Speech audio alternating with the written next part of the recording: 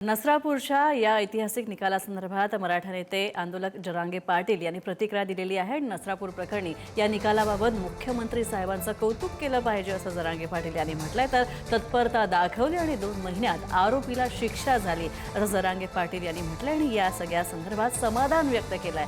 असाच नियम संतोष देशमुख प्रकरणामध्ये सुद्धा लावायला पाहिजे अशी मागणी सुद्धा जरांगे पाटील यांनी केली। मालेगाव इथं 3 वर्षीय मुलीच्या प्रकरणामध्ये सुद्धा हेच केलं पाहिजे असं सुद्धा जरांगे पाटील यांनी म्हटलेलं आहे। तर फाशी झाली तर नसरापूरच्या कुटुंबाला आणि महाराष्ट्राच्या जनतेला न्याय मिळाला असं सुद्धा ते म्हणाले। संतोष देशमुख, महादेव मुंडे, मालेगाव या प्रकरणामध्ये हाच न्याय लावला पाहिजे असं सुद्धा ते म्हणाले।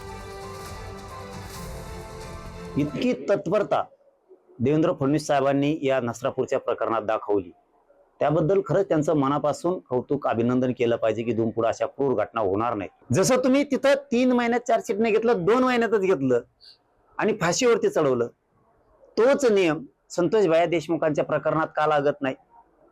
तोच नियम मालेगावच्या प्रकरणात का लागत नाही?